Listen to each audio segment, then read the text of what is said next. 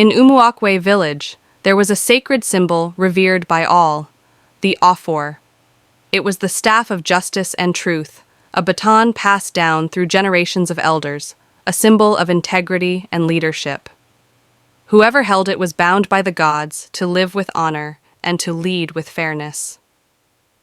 Nnanna, a humble farmer, had never imagined that one day the Offor would rest in his hands.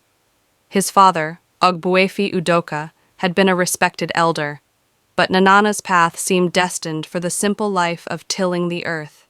He enjoyed the peace it brought him and the love he shared with his wife, Adaku, and their young daughter, Neka. One fateful day, as Nnanna returned from his farm, he was summoned to the elders' meeting.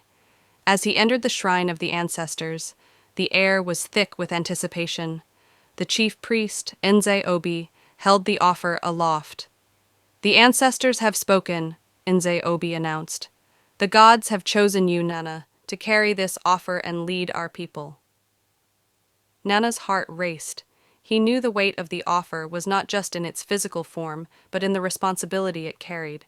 He was not a man of many words, not accustomed to leading the village. Yet here he was, chosen by forces greater than himself.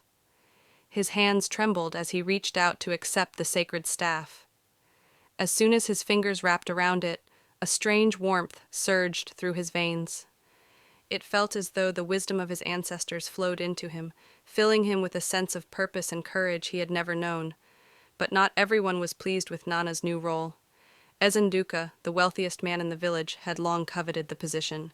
He had hoped that the gods would favor him, not a lowly farmer like Nnanna.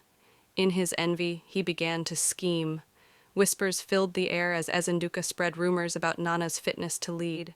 "How can a man who digs the earth with his bare hands guide us? The Offor does not belong in the hands of a common man," he hissed to anyone who would listen. Days passed, and Nnanna began to feel the burden of leadership. There were disputes to settle, sacrifices to be made, and a village to unite.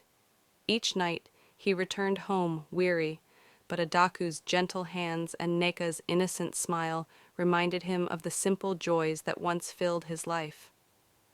One evening, after a particularly challenging day, Nnanna sat by the fire, the Offor resting beside him. His mind wandered to the rumors circulating the village. "Am I truly worthy of this?" he whispered to the flames. Suddenly he felt a presence beside him. It was his father, Ogbuefi Udoka, not in flesh but in spirit. His father's voice was calm and reassuring. "Nnanna, the Offor does not choose the strong of hand, but the strong of heart. You have been chosen because of your integrity, your humility, and your love for this village. Do not doubt the gods' wisdom." Nnanna felt a tear escape his eye, but with it came a renewed sense of resolve. The next morning, he rose early and called for a village meeting. Under the shade of the ancient Iroko tree, he addressed his people. "Many of you doubt me, and I understand why.